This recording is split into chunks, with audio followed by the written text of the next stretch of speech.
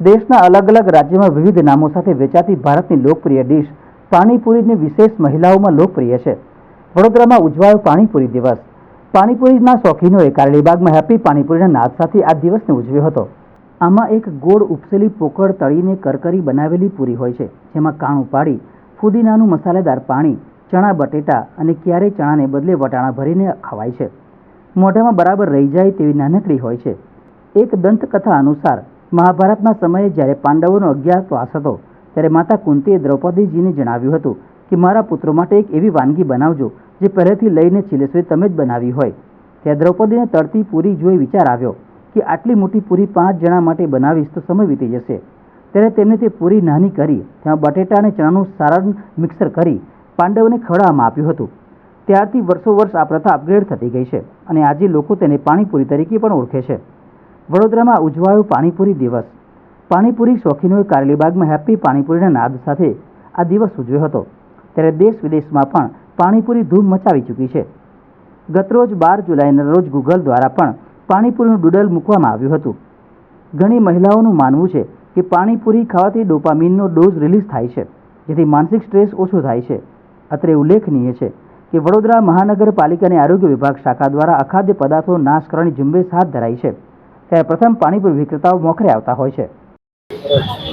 આજે panipuri day celebrate કરી રહ્યો છો. પહેલી પાણીપુરી કોણે બનાવી હતી અને કોને ખવડાવી હતી? હવે આ વિષય બહુ અઘરો છે કે પહેલી વખત ક્યાં શું થયું હતું, પણ મારી પાસે જે એક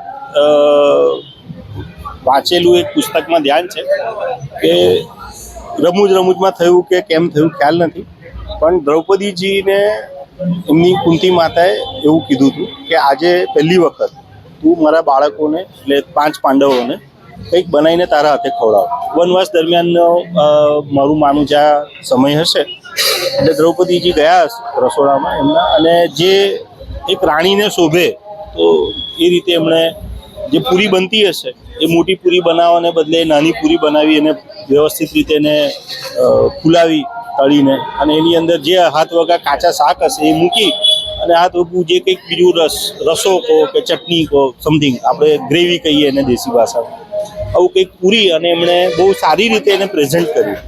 અને ખાધા પછી જે આગળ દીકરી બોલી એક આ મોંમાં બ્લાસ્ટ થાય છે, એવો થયો જ હશે એવું માની લઉં છું. અને બ્લાસ્ટને લીધે છે એક શું કહેવાય સોડમ છૂટી હશે મોંમાં, અને એને લીધે કદાચ ત્યારથી આ પ્રખ્યાત થઈ છે. અને એ જ મુજબ આજે પણ વર્ષોથી લોકો પાણીપુરી ખાઈ રહ્યા છે. મારું ઓબ્ઝર્વેશન જનરલ એવું છે કે સ્ત્રીઓ ગમે ત્યાં ઊભી રહીને પાણીપુરી ખાતી હોય છે. હું કાશ્મીર ગયો હતો 2019માં, અને ત્યાં આગળ એક પાણીપુરીની લારીની ઉપર સાઉથ ઇન્ડિયન 10-12 સ્ત્રીઓ પાણીપુરી ખાઈ રહ્યા હતા. મને એમને જોઈને એવું થયું કે જઈને હું પણ ખાઉં. મેં ખાધીને એમને પૂછ્યું કે તમે અહીંયા પાણીપુરી ખાવા આવ્યા છો? તો એ લોકો એમની સાઉથ ઇન્ડિયન લેંગ્વેજને હિન્દી મિક્સમાં તૂટેલી ફૂટેલી ભાષામાં મને એવું કીધું કે પાણીપુરી તો આપ હમકો ને નરક મેં ભેજ દોંગે તો બી વહાં પે હમ ખાएंगे. એટલે આ સ્ત્રીઓનું બહુ પ્રિય વાનગી છે, કેમ કે મારું માનવું એવું છે કે એક સ્ત્રીએ ઇન્વેન્ટ કરેલી આ વસ્તુ છે. જનરલી સારા રસોઈયા પુરુષ હોય છે, પણ દ્રૌપદીજીએ એમના પતિ માટે આ ઇન્વેન્ટ કરેલું એકદમ દેશી, આળસનું, નિષ્કાળજીનું જેવી કોઈનું આ પરિણામ છે. શું છે આપનું નામ? અમીશ દાદાવા.